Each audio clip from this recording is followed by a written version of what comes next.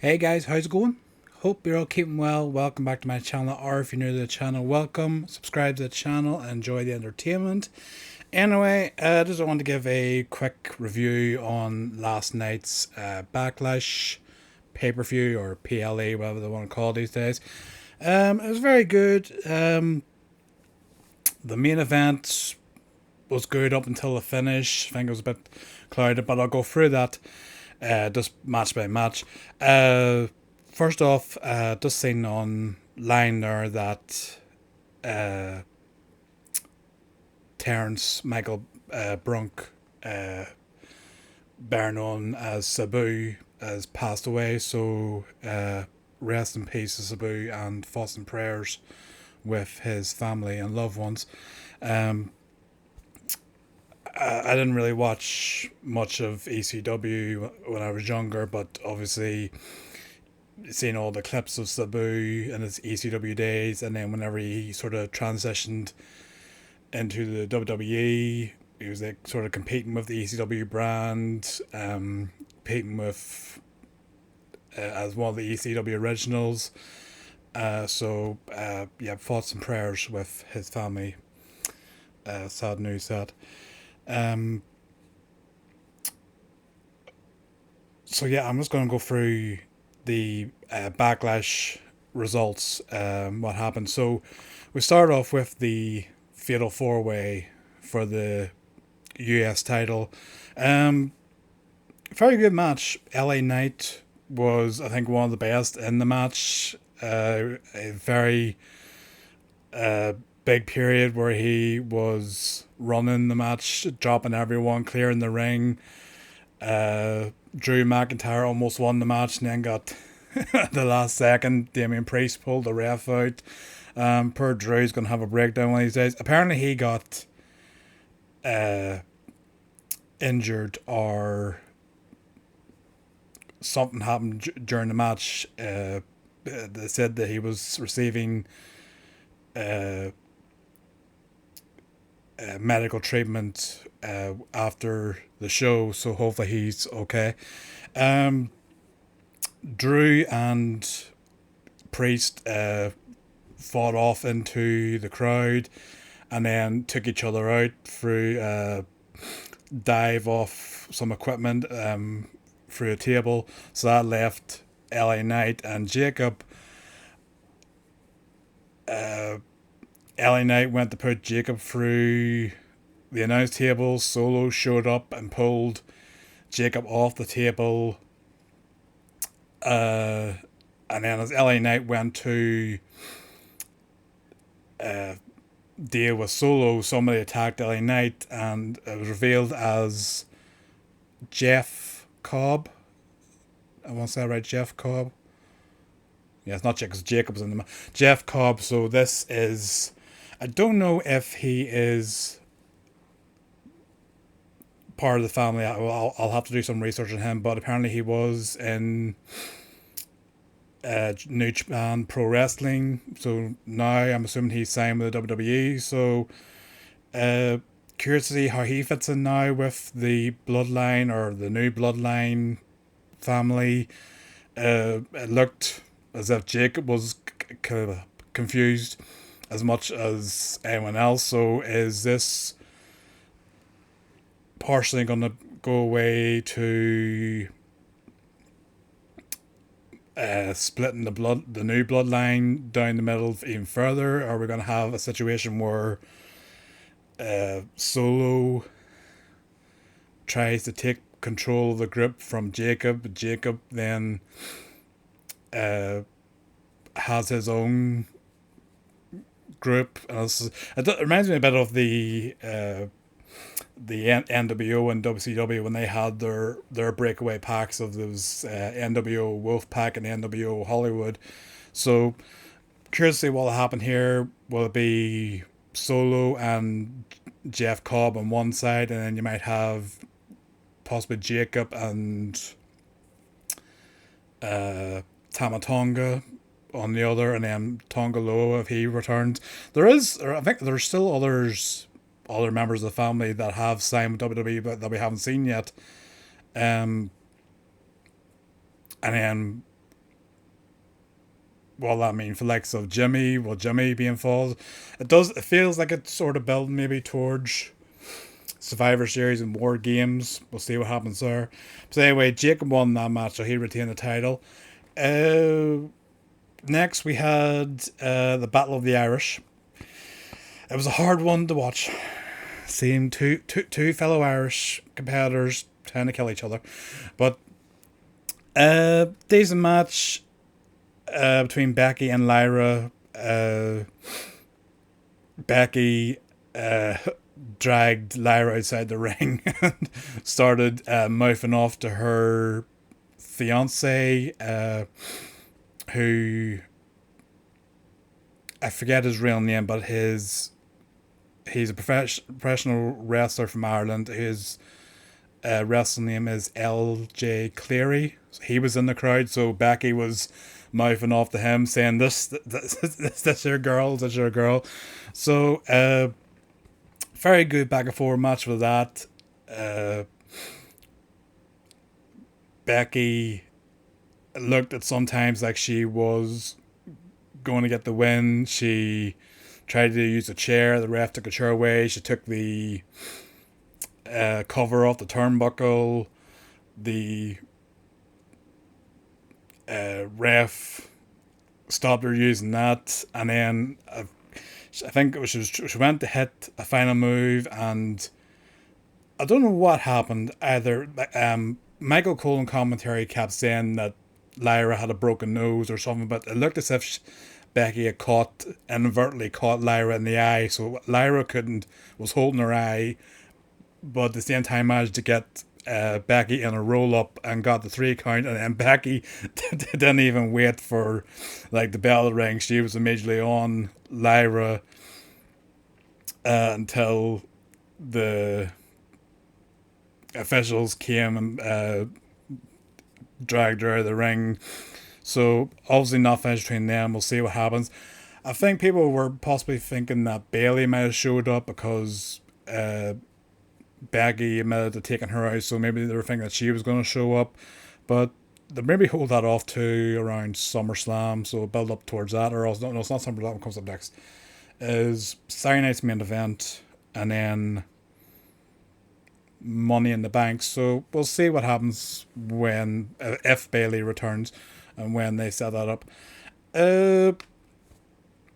Next was the Gunther Pat McAfee match. I was surprised at how, I wouldn't say even because it wasn't really even, but how competitive McAfee was allowed to be in this match. Like, I expected, from what Gunther said on the previous Raw, where he said that he was going to give McAfee his full undivided attention, and know that the grace of God was going to pry his arms off McAfee's throat. But I was expecting this to come to the point where the referee had to stop it, and everyone had to come running down to drag Gunther off McAfee, and the stretcher had to come out, and Michael Cole had try and think. It didn't really get to that. Yes, Michael Cole got involved, but it was a lot more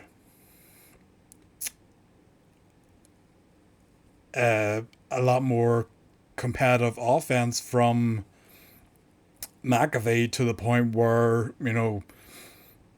Gunther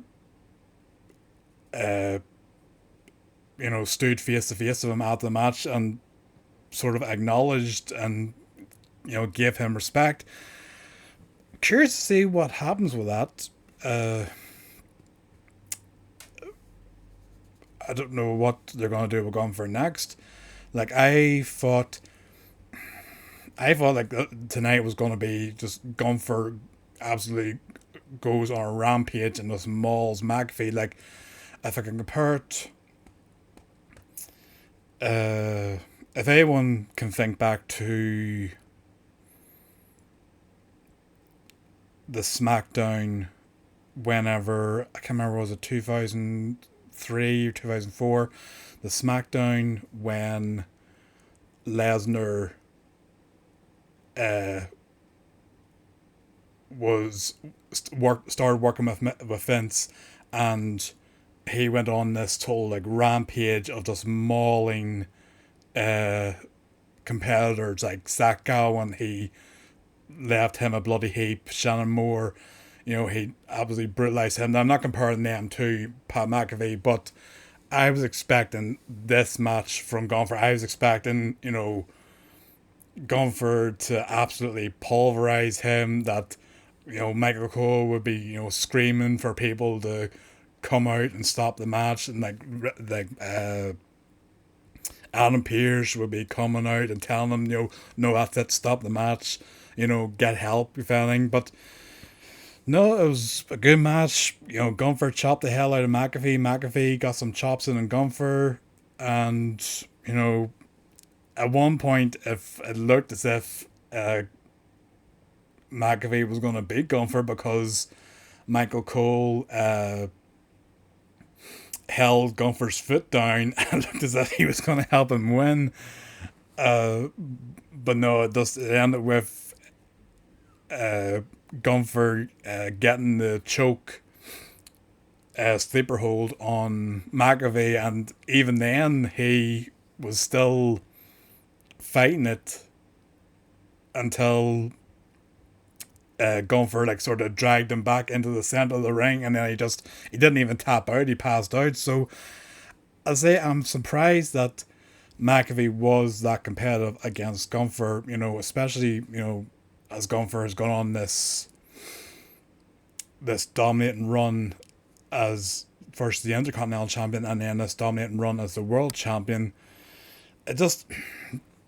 I'm curious what they're going to do next with Gunther, because if I'm looking at in the big spots, he lost to Cody in that was the champion versus champion match in Saudi Arabia, and then he lost to Sami Zayn at WrestleMania for the Intercontinental title. He tapped out to Jey Uso at this year's WrestleMania, and then he's had a competitive match against Pat McAfee, who's sat in commentary every week. So I'm curious to see what is next for Gunther, what they're going to do. I don't know if there's going to be a WWE draft at some point. Maybe a move to SmackDown could be useful for him, freshen it up, new opponents for him. But anyway, that was that match. Did I miss any out before the main event? Fatal 4-way. Women's match. Oh, yes, sorry. Yes, Dominic versus Penta for the Intercontinental title. This was a good match. Some good moves from Penta, and some back and forth with Dominic. As I said before, I think Dominic, even though the crowd is starting to cheer for him, and it is sort of a thing, I hope that they keep him as a heel, because he works so much better as this arrogant heel. Like, they did a video package before the match of him, talking about, it's 10 minutes after Mania, I'm the greatest Intercontinental Champion. It's 1 hour after WrestleMania, I'm the greatest Intercontinental Champion. That he was like talking down to Big E and saying, did you ever win the Intercontinental title? Well, I'm definitely better than you. I think it works having him as a heel. I don't know what it's going to happen with Finn. It looks like they are teasing a split at some point. I just don't know how that's going to work, because the way it's looking, it feels as if Finn is eventually going to screw Dominic, and that would make Dominic the babyface. And I just don't know if he'll work for him. I think he works so much better as that arrogant heel. So we'll see what happens there. Obviously, they got Judgment Day got involved. Uh, Finn, delayed attacking Panta, so they got thrown out. And then, as the referee was distracted, El Grande Americano, who for some reason, I don't know, Michael Cole keeps calling him Chad Gable. I don't see the resemblance, but he got involved and knocked Panta off the ropes with a headbutt. And then Dom hit the splash and beat Penta 1, 2, 3. So it was a good match. I'm assuming that will build up to a match between Penta and El Grande Americano. So that could be interesting. Uh, so main event. Uh, it was it, it was good. Wasn't fantastic, but compared to the previous Cena Orton matches, I wouldn't say it was one of the best. But compared to Cody versus Cena at Mania, I would say that this match at Backlash was better. It got a little bit uh not not messy, but it got a little, you know, what's the word? Overbooked, if I can say. Uh, so basically, they were going back and forward, and then uh, one ref got knocked down. Fair enough. They're still fighting on. Cena, Orton must have hit Cena with about 7 or 8 RKO's in that match, and I was just on Cena alone. Uh, the referee got back up, and then for some reason, uh, whenever Orton was uh, outside looking to clear the announce table to, possibly put Cena through it, the referee was trying to stop him. And then Cena did another spot where Cena pushed Orton, and Orton knocked the referee, and the referee fell down, but he was obviously meant to fall into the stairs, and it got a little muddled. So then Orton, uh, Cena went to put Orton for the announce table. But then Orton countered and then put him for the announce table, but the announce table didn't break right away. It was like sort of delayed. As I put on Twitter, it was like a delayed sell from the announce table that Orton put Cena slammed off the announce table, and then like about 5 seconds later, then the table fell. So I don't know. Obviously, that was meant to be the big spot. So Orton then basically went and got another table from outside the ring, and they basically did the same sort of spot again where they were fighting over who was going to put who through the table, and then Orton put Cena through the table. So honestly, I think it could have just left it at the announce table. I know it didn't. It wasn't as gone off as well as it could have, but it just seemed unneeded for the second part to have, all right, well, Orton was meant to put Cena right through the table didn't break immediately, so we're going to do the spot again.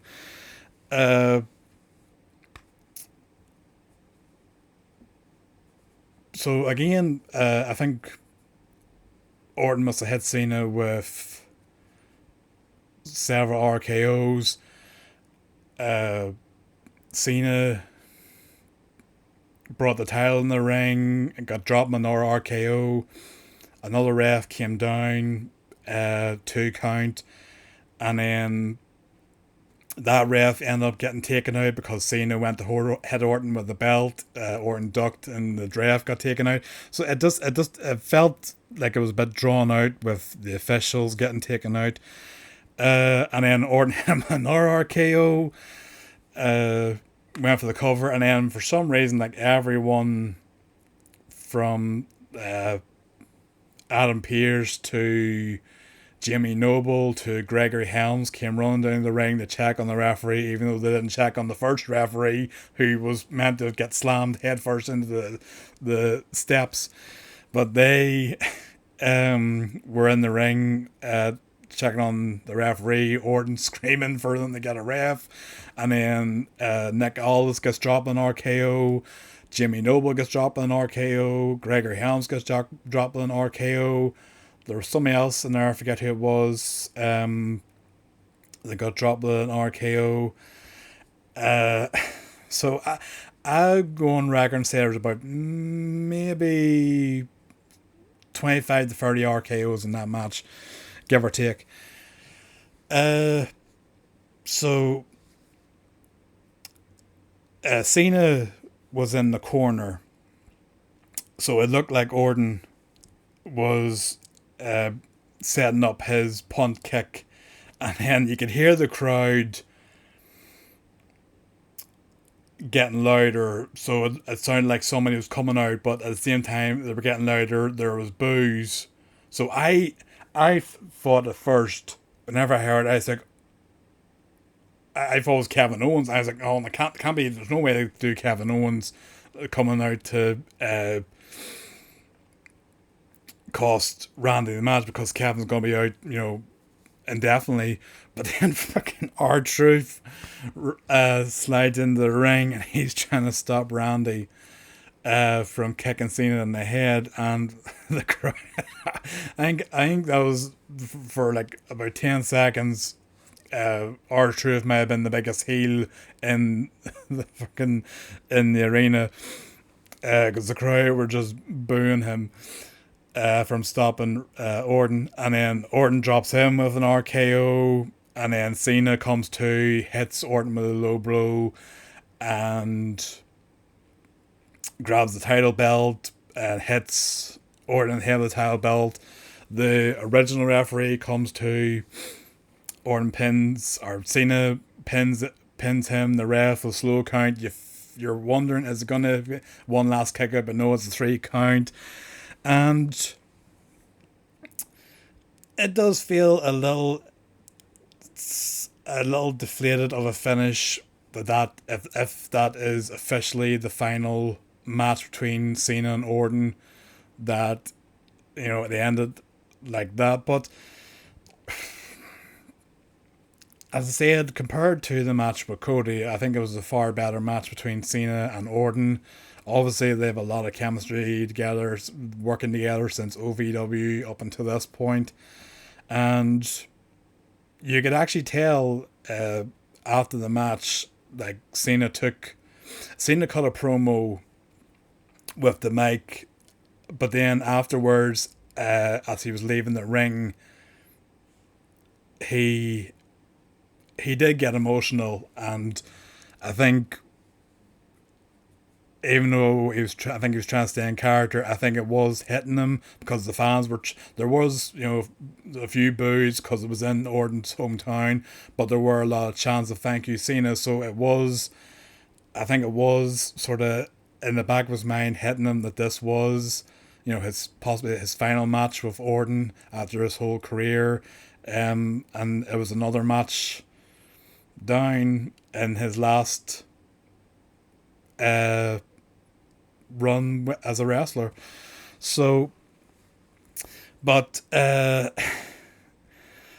think the talking point of the whole night came post show, and I'll probably use that as my thumbnail for this video, because it's probably the most talked about part of Backlash. Obviously WWE does this post-show media scrum where Triple H and some of the talent come out and talk to the media and answer questions, or Triple H comes out and talks about the show and a few things. Some say it mightn't be needed. I mean, and you think the likes of Dwayne, he comes out and fucking talks about everything about the product, and even if he's meant to be the bad guy, he'll be like, and if talking, explaining his role within the company, instead of just leaving some of the the magic behind the curtain, as they used to say. But Triple H was answering questions, and then out of nowhere, Cena uh, came into the room and whispered in Triple H's ear, and then Triple H said, um, "Okay, the record 17 world champion wants to speak now, so I'm gonna pass over to him." And at first, you didn't know what to expect from Cena, because he looked somewhat emotional as he sat down, and he in the past, he has with this heel turn, he has brushed off questions, or he has uh criticized people for their questions, or he's just not spoken at all and just walked out. This time he sat down, and he was saying, like, he didn't say like, I owe you an apology, but I think I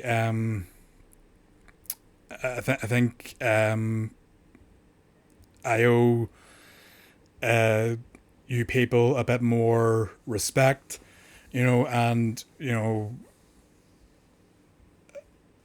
I'm going to field all questions and in a calm, respectful manner. So as he was starting, you could hear in the background R-Truth was saying, "Where's John? I got to talk to John." So he comes on into the room, and he's praising John for the match and all, and saying thinking it, and Cena's trying not to laugh, and then you think Truth's gonna walk away after praising the thing, but then he says, "And all this, even though people say that you suck and you can't wrestle," and Cena's face just drops. And he gets up and he calls him by name. He's like, "Ron, that was over the line." He says, "If you say anything else, there are going to be consequences or repercussions," I think he said. And then you just see Cena's face as if he's about to say, "Now let's get back to what we were doing." But he's like, and Ron's like, "But I just," he just grabs Ron up in the FU position and just slams him through the table, and then he just looked with that like cold look on his face and walks out. So I think that that definitely cements John Cena as going from a heel to super heel, now that he's turned his back on R-Truth, who's seen John Cena as his lifelong hero, and he's put Truth through a table and just left him lying there. Nobody even bothered to fucking help Truth. They're just all just complete silence in the room, as Truth's just lying in pain in the broken table. So I'm assuming that is going to set up. I don't think it'll be a big pay-per-view like Money in the Bank or SummerSlam. I'm assuming this will set up maybe Saturday night's main event, where they have Cena versus R-Truth, and then I don't know, either Cena wins comfortably, or else somebody could get involved to cost Cena the match. Punk put out a picture on social media with the caption, like, somebody saying that John Cena is the undisputed champion. He let the caption saying "for now," so it could be they're setting up Cena versus Punk. Could be a Money in the Bank, which would be somewhat ironic given their previous history and the match at Money in the Bank whenever Punk was gonna leave the company if he won the title and he beat Cena in Chicago and then took the title and left. So maybe they're doing that. So we'll see what happens.